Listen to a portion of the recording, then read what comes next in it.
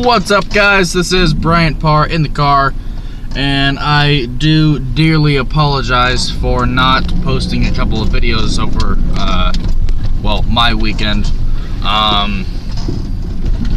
Just been really super busy. But today I'm going to talk to you about something that's kind of controversial, especially in the science fiction community. Have the Transformers outworn their welcome? Now, I'm talking about the Transformers movie, the newer ones by Michael Bay. A lot of talk about this online. People are saying that, the Transformers were great. The first one was really good, and then the rest of them kind of sucked after that, blah, blah, blah. So that begs the question, have they in fact worn out their welcome? Well, it depends on how you define welcome. The Transformers movie, the Transformers TV show was and is still one of the most nostalgic television shows out there. It was a great TV show. They had great voice actors, a lot of good effects and stuff like that, and it was just an all-around great show. So naturally, when they came out with the movie, everyone was really excited. The first Transformers movie was really good.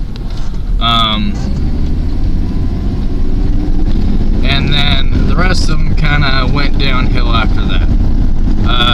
One of the reasons why it went downhill is because people kept asking, why is Shia LaBeouf still in the picture? Why haven't we moved on to something else? Well, I respectfully disagree with that. When you're making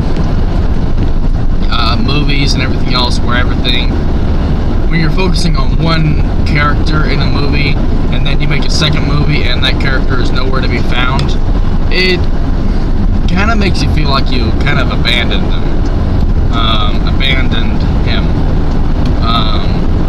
And it's really interesting to see Shia LaBeouf or Samuel Witwicky deal with all these crazy big robots and everything else, constantly interfering with his personal life. One thing I did not like was in the second movie, that little freaking annoying remote controlled Decepticon car thing, where he's humping Megan Fox's leg. That's not good television. That's not good television. It's irritating. It's flat out gross. We don't want to see anything like that, real or CGI.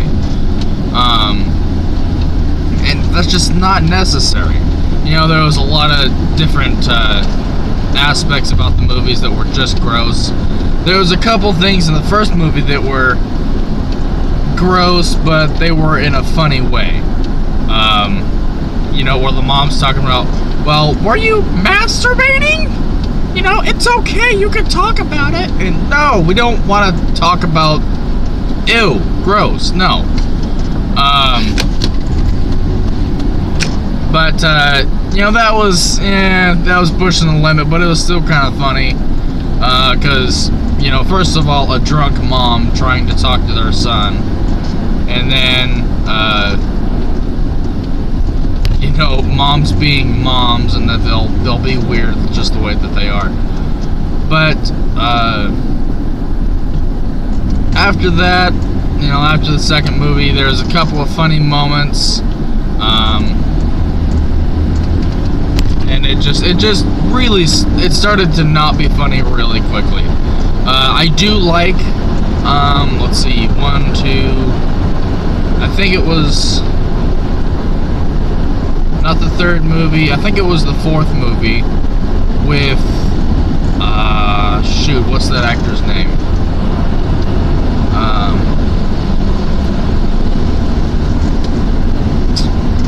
I forgot his name.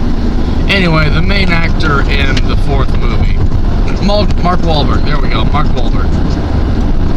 I like that they brought back the traditional Optimus Prime, where he's that cab over engine Peterbilt. That was pretty cool. That was kind of neat to see that. I was a little bit disappointed that they didn't show him all tricked out and looking nice like they did in the first Transformers movie. But nevertheless, it was really cool to see that.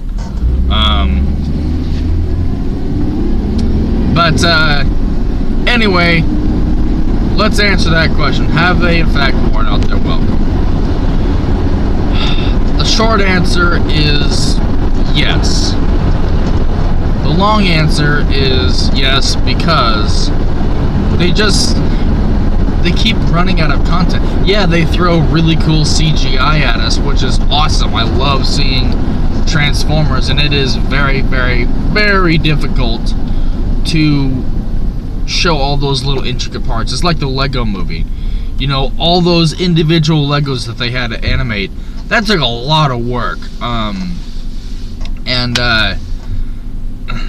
But nevertheless, they did wear out the welcome. They ran out of funny content. They ran out of original stories. They just threw a whole lot of cliches at us that we weren't all ready for. And the T-Rexes, the dinosaur Transformers, I'm not sure if they were in the original television show or in any of the fan lore,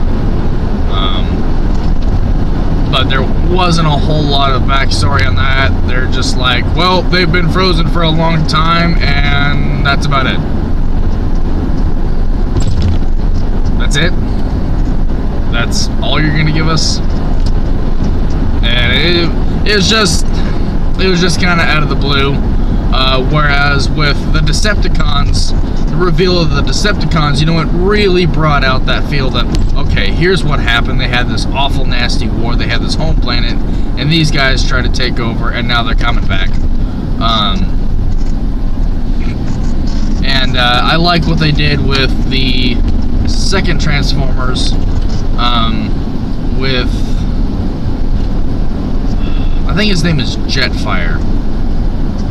I think it's Jetfire, but I like what they did with Jetfire.